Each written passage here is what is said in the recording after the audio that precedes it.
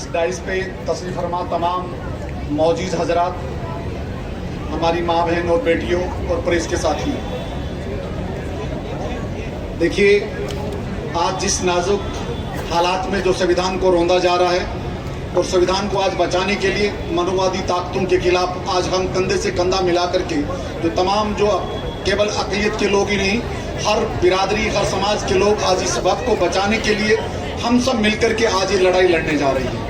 आज इस संविधान को रौंदने के कारण आप जिस तरह से क्या केवल अक़लियत के लोगों के लिए सुधार करने के कार्यक्रम बचे हैं, क्या कभी तलाक के नाम पे, कभी शिक्षा के नाम पे, कभी कब्रिस्तान के नाम पे, कभी मदरसे के नाम पे और बचा कुचा जो था वक्त को और तबाह करने के नाम पे।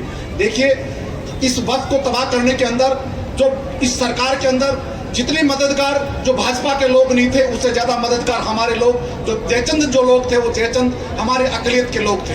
इन्होंने हर मिनट टू मिनट, बहुत कड़वी बात है, किसी को बुरा लगे मुझे उसका गम नहीं, लेकिन चंद कुछ मिनटों के साथ कुछ इन चीजों के साथ उनको प्रोवाइड करवाई गई। लेकिन ये भाजपा की सरकार केवल अक़लियत के नाम पे क्या जो गरीब के महिलाओं को रिफॉर्म करने की बात करती है। आपने मौलाना आजाद की जो स्कॉलरशिप मिलने वाली थी, क्या आपने कभी उसको बंद करके क्या रिफॉर्म करने की बात की?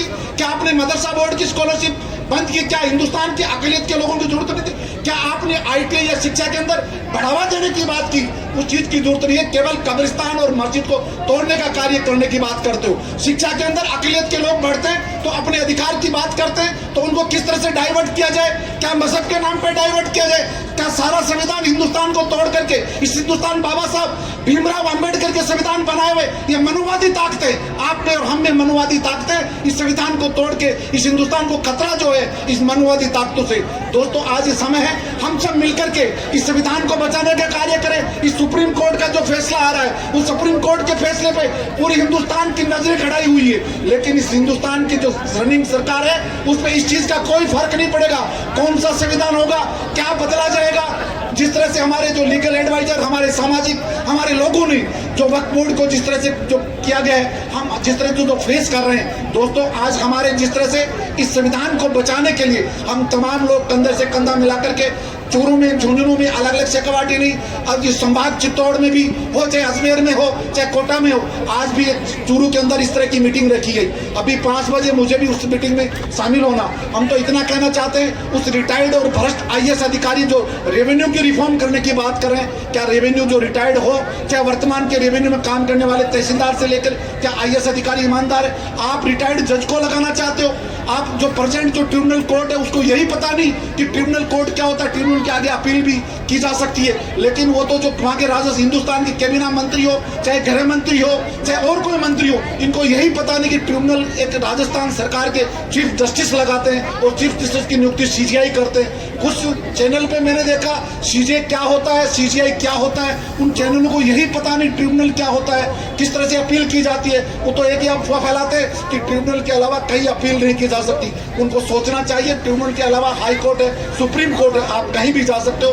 वक्फ बोर्ड में कहीं कोई ऐसी चीज नहीं जिसको रोकने का काम जो जिस तरह से सरकार जो कर रही है, वो बिल्कुल कहीं भ्रष्टाचार इस वक्फ बोर्ड में नजर नहीं आता। लेकिन इस सरकार की बदनीयती के कारण से अंबानी और अडानी को जो वक्फ की संपत्ति, ITI जो एक होटल है 7 स्टार दिल्ली की, केवल एक अंबानी की होटल को मकान को बचाने के लिए हिंदुस्तान के इस संविधान में जो राइट मिला हुआ है वक्फ का, उस वक्फ के राइट को मोड़ने और तोड़ने का काम, हिंदुस्तान की बेशकीमती जमीनों को तोड़ने का काम केवल हमारे मौजूदुद्दीन साहब जो बैठे हैं जामिया हिदायत वाले, इन अपनी संपत्ति को बचाने का काम करते हैं। कुछ मीडिया वाले, मुझे पता लगा वहां के SHO को यह भी पता नहीं कि सेक्शन 26 क्या होता है, 95 में क्या दर्ज होता है, कैसे SHO लगा दिया, कैसे RPC से उसको सिलेक्ट कर दिया, पता नहीं कहां से ये जैसे इंसान टपक पड़े। जब रेवेन्यू का नॉलेज नहीं हो, रेवेन्यू का बेसिक उसको फंडामेंटल राइट्स नॉलेज नहीं हो, तो किसी वकील से, किसी सीनियर या कम से कम उसे हेड कांस्टेबल से भी राइट ले लेता। लेकिन ऐसे लोगों को हमें बचना चाहिए। आज इस संविधान के दायरे में जो भी बात करें, इस बाबा साहब के जो बनाया हुआ संविधान है उस दायरे में रहकर इस संविधान की हम अनुशंसा करें, पालना करें। और निश्चित रूप से सुप्रीम कोर्ट में जो आज जो ट्रायल चल रही है और जनता की जो उम्मीद और आप लोगों की दुआएं हैं कि उस दुआओं के साथ ये हमें इंशाल्लाह हमें उसमें कामयाबी मिलेगी। हमारा एक्ट 1995 का जो एक्ट है उस एक्ट में हमें कामयाबी मिलेगी। पता नहीं कुछ लोग जो यहाँ के स्टेट IB के लोग हो हमारे साथ ही कुछ पुलिस के लोग हो, क्या सारे कानून कायदे अकलियत में भी लागू होते हैं क्या? क्या अकलियत में पढ़े लिखे लोग नहीं होते हैं क्या? क्या सारे अनपढ़ होते हैं क्या? क्या जुडिशरी में नहीं है? क्या पुलिस में नहीं है? क्या पत्रकार नहीं है? केवल एक छोटा सा फोन लगाया, किसी भी अकलियत के लोगों को पकड़ा, सफर कर रहे हो तो मुश्किल, वक्त को बचा रहे हो तो मुश्किल। वो चाहे मस्जिद बनाए तो गलत है, लेकिन वो मंदिर रोड के बीच में बनाए, गुरुद्वारा बनाए या कोई चीज बनाए, वो क्या सही है? हम दायरे के साथ काम करना चाहते हैं, हमारे संविधान के दायरे में आप बाधा ना बने। हम सुप्रीम कोर्ट के फैसले का स्वागत करते हैं, लेकिन स्वागत के साथ साथ हम संविधान के दायरे में रह करके बात करते हैं। इसलिए सारे लॉ एंड ऑर्डर जो हम पे लागू होते हैं तो दूसरों पे लागू होने चाहिए। इसी आशा और उम्मीद के साथ जय हिंद, जय भारत।